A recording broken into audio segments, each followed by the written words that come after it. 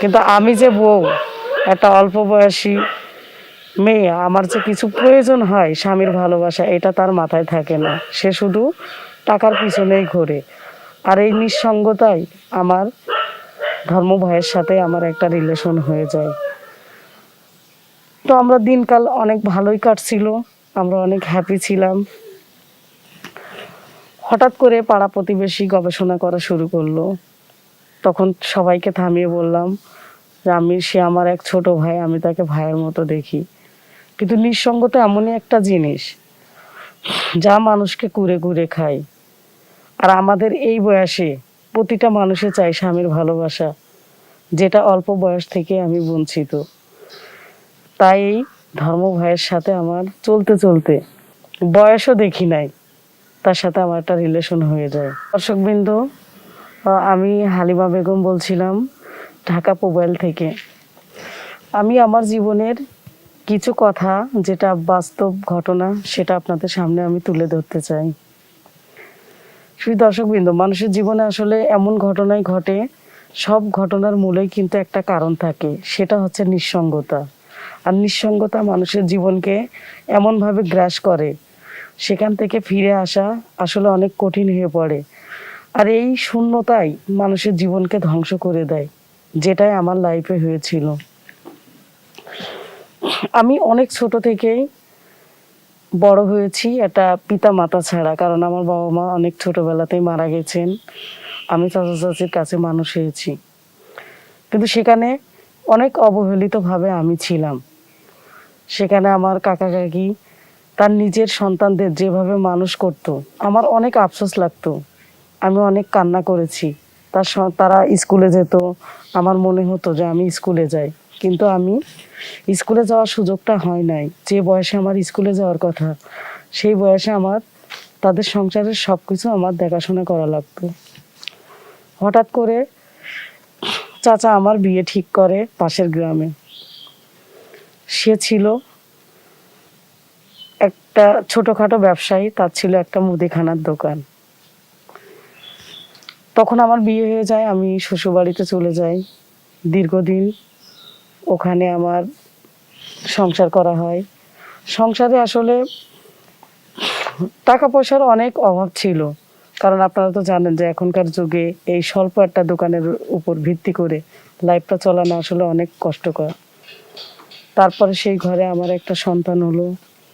সন্তানকে অনেক কষ্ট করে মানুষ করালাম, সে বড় হলো।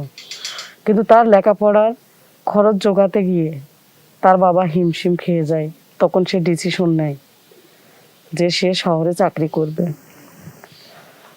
সে শহরে চাকরিতে চলে গেল।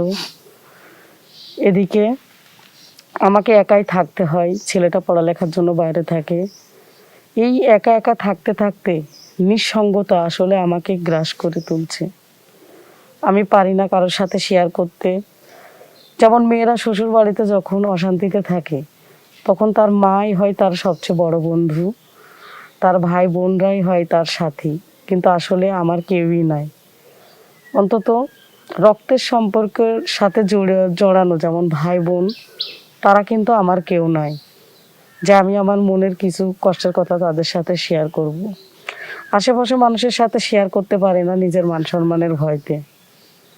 হঠাৎ করে মনে হলো যে এই নিঃসঙ্গতা আমাকে দিনের পর দিন শেষ করে দিচ্ছে। তখন আমি কি করলাম, একটা ছেলেকে আমার ধর্ম ভাই বানালাম। তাকে বললাম যে দেখ, তুই আমার সাথে থাক, অন্তত আমরা দুই ভাই বোন গল্প করে আমাদের সময়টা চলে যাবে। কিন্তু আমার স্বামী এটা কিছুই জানতো না। যখন গল্প করতে করতে চলতে চলতে একই সাথে খাইতে খাইতে তার সাথে আমার একটা সম্পর্ক হয়ে গেল। আর এই সম্পর্কটা অনেক গভীরে চলে গেল। তখন আমার নিঃসঙ্গতা আস্তে আস্তে দূরে চলে যায়। সব কিছু আমার অনুকূলে ছিল। তার সাথে আমি ঘুরেছি, তার সাথে বেড়াচ্ছি, তার সাথে সুখ দুঃখ সব কথা শেয়ার করছি, হাসি আনন্দে চলছি। আমার সন্তান মাসে একবার আসে। আর আমার স্বামী, সে টাকা গোছাতে গোছাতে তার ফ্যামিলিকেই সে ভুলে যায়। সে টাকার পিছনেই ছুটতে থাকে শুধু একমাত্র ছেলেকে মানুষ করার জন্য। কিন্তু আমি যে বউ, একটা অল্প বয়সী মেয়ে, আমার যে কিছু প্রয়োজন হয় স্বামীর ভালোবাসা, এটা তার মাথায় থাকে না। সে শুধু টাকার পিছনেই ঘোরে। আর এই নিঃসঙ্গতায় আমার ধর্ম ভাইয়ের সাথে আমার একটা রিলেশন হয়ে যায়। তো আমরা দিনকাল অনেক ভালোই কাটছিল, আমরা অনেক হ্যাপি ছিলাম। হঠাৎ করে পাড়া প্রতিবেশী গবেষণা করা শুরু করলো। তখন সবাইকে থামিয়ে বললাম যে সে আমার এক ছোট ভাই, আমি তাকে ভাইয়ের মতো দেখি।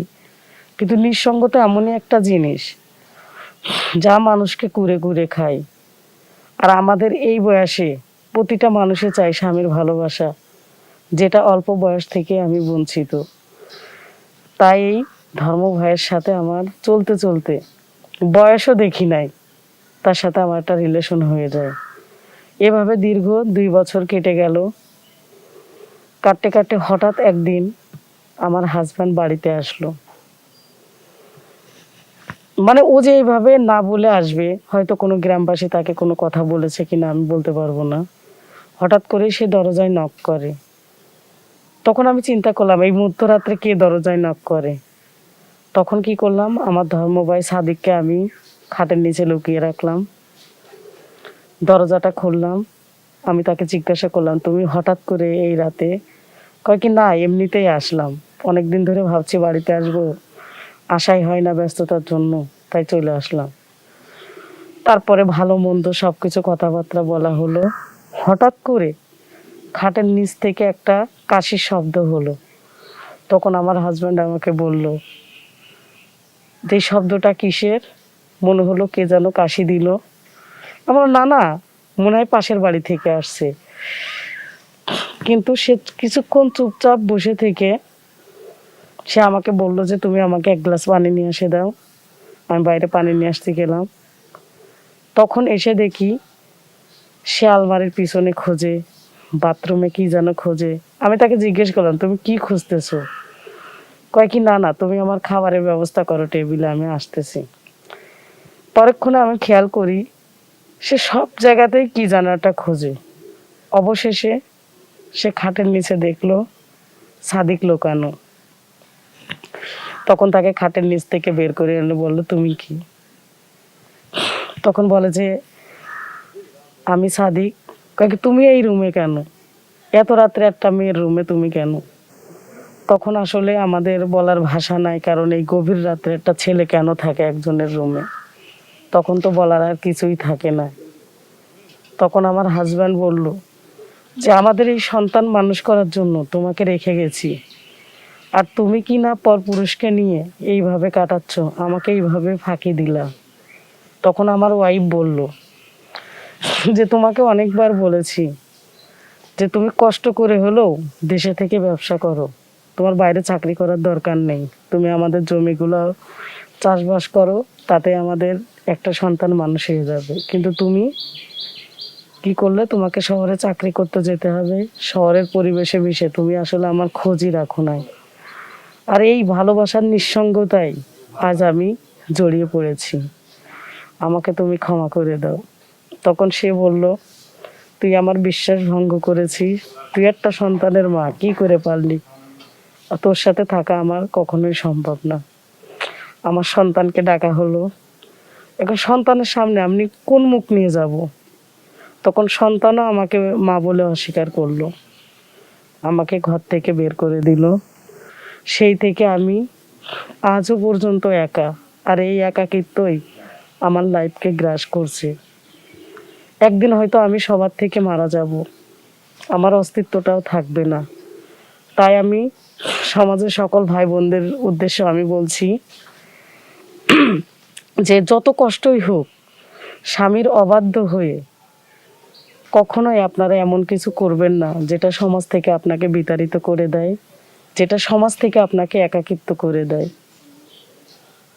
শুধু দর্শকবৃন্দ, আমার গল্পটা যদি আপনাদের কিছুটা ভালো লেগে থাকে, তাহলে আমাদের এই চ্যানেলটি বেশি বেশি সাবস্ক্রাইব করবেন, লাইক কমেন্ট শেয়ার করবেন।